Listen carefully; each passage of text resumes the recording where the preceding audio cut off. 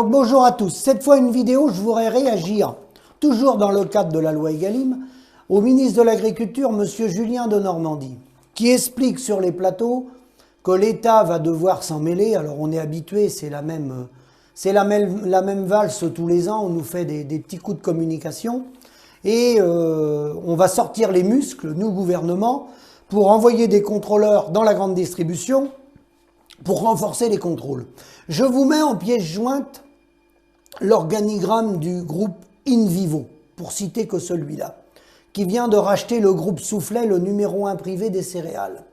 Monsieur le ministre, j'espère que vous êtes informé que les agriculteurs français qui vendent des lapins, des poulets, des canards, des cochons, du lait, de la viande, je peux continuer, des moutons, ne vendent pas à la grande distribution. Il y en a quelques-uns qui travaillent en direct, mais ça représente même pas 1%.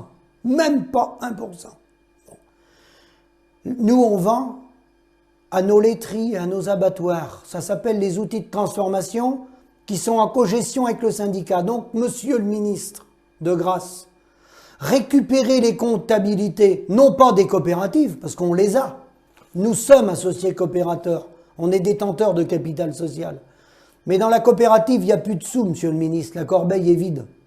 Vous les avez autorisés, enfin, pas vous directement, mais vos prédécesseurs, avec la libre circulation des biens, des hommes, des marchandises et des capitaux à travers le monde, vous les avez autorisés à utiliser le statut coopérateur et faire des SAS, des sociétés anonymes, des holdings qui sont rendus notamment en Luxembourg, en Suisse ou ailleurs. Vous savez de quoi je parle d'ailleurs, car pour le monde financier, beaucoup de gens de la finance ont planqué leur argent dans le Delaware. Le Delaware, c'est l'État où était sénateur M. Biden. Voilà. Vous savez de quoi je parle. Donc, tous ces exilés fiscaux, nos coopératives sont des exilés fiscaux, ils emmènent une partie de nos bénéfices dans des sociétés anonymes, des SAS, dans lesquelles, bien entendu, on n'a pas accès.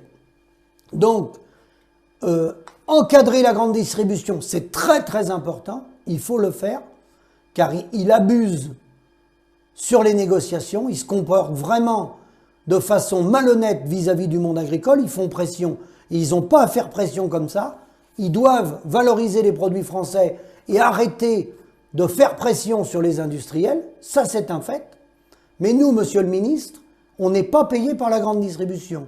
Nous, on est plumés bien avant la grande distribution, on est plumés par nos acheteurs, par nos coopératives et les structures privées pour celles qui existent encore. Voilà. La valeur ajoutée, c'est là qu'à part. Nous, on n'a pas affaire à la grande distribution.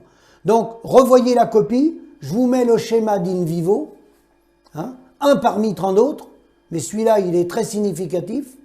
Comment voulez-vous que des paysans négocient avec la situation de monopole actuelle de la transformation? Ils sont plus que 2 ou 3 en lait, pratiquement 1 en viande bovine, pareil en volaille, pareil en porc. Voilà. Sachant qu'en plus, il y a entente illicite sur l'achat de la matière première. Parce qu'ils ne se font pas concurrence entre eux. Ce qu'on a dans nos exploitations, ils appellent ça du minerai.